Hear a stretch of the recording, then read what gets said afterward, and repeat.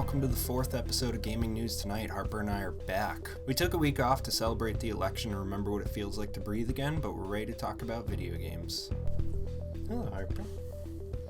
And see you decided to join me the second I started recording. Appreciate it.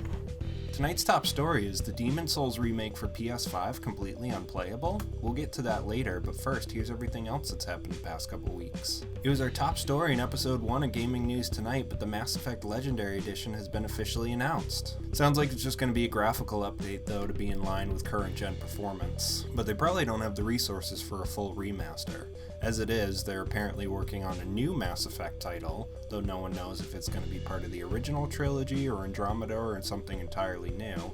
And they still need to fix Anthem, which is like the goldfish they keep forgetting to feed but insist to their parents that they're going to take care of. Either way, a better looking Mass Effect is something to look forward to, and at least PC players will have the mod community to make additional improvements. Co-op horror game Phasmophobia is getting a prison level that's going to be larger than any of the existing maps. I haven't had a chance to play this game yet, but I've watched a lot of people do so on Twitch, and it definitely looks very scary. There's a lot the developers could do with a level like this. Prisoners die all the time, especially right now with coronavirus running rampant through these facilities. Though a lot of these prisoners are actually just potentially innocent folks who haven't even been sentenced yet. They're trapped and getting sick because our criminal justice system doesn't care about them. That's pro-life America for you.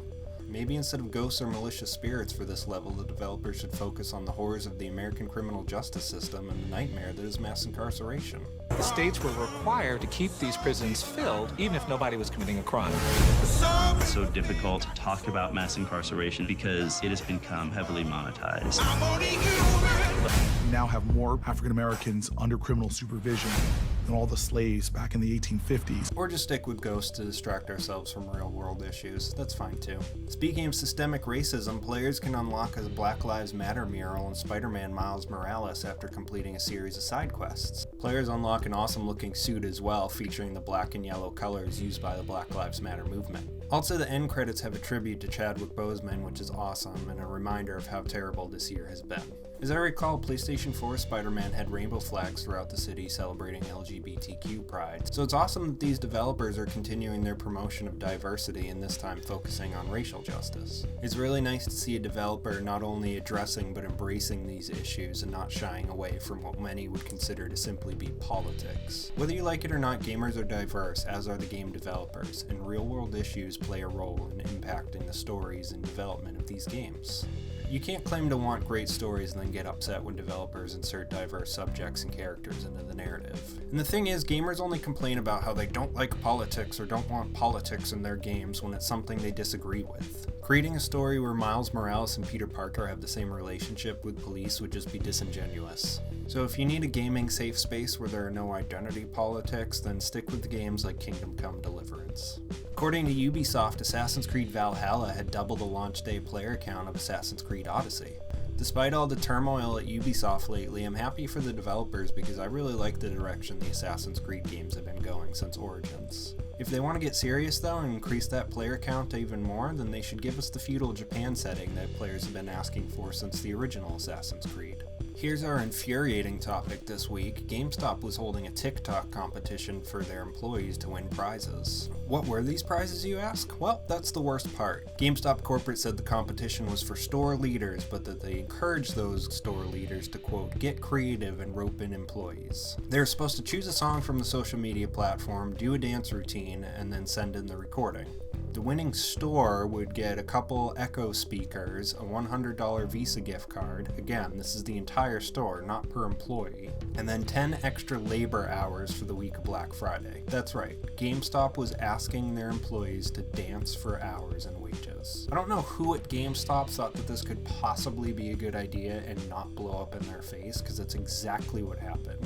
Everyone lashed out immediately, the articles were scathing, and GameStop ended up pulling the competition from their website. This was the first week in November, and they still have not issued a statement about the competition at all, or the fact that they ended up taking it down. Maybe that's for the best, as I can't think of anything they could possibly say to make this competition sound less unscrupulous than it was. As someone who has worked several retail jobs, I can tell you the best motivation is to pay your employees better and not pit them against each other for working hours.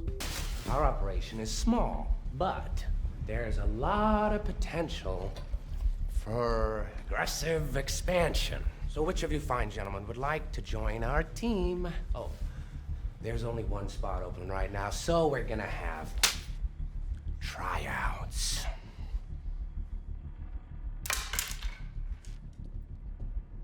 Make it fast.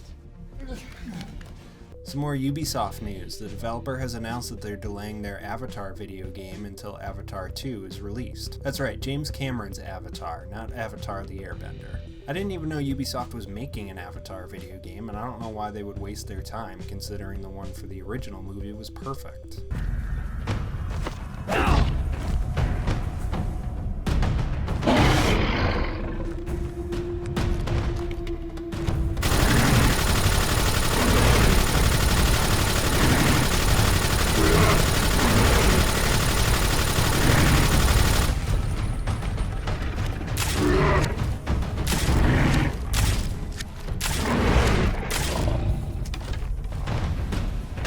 I always love hearing about Avatar because it's astounding to me that any projects related to this IP are still in the works.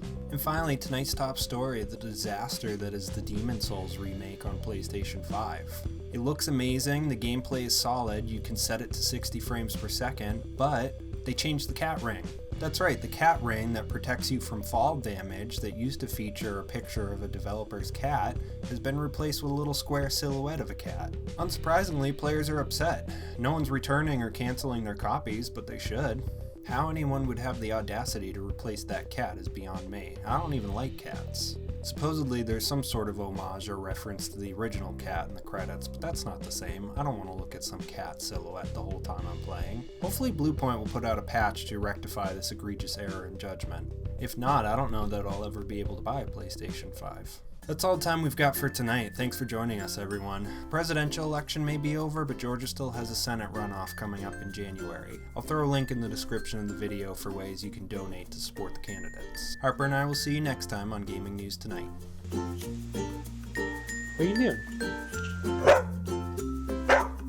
What are you doing? What? Why do you hate the camera so much? You're a star.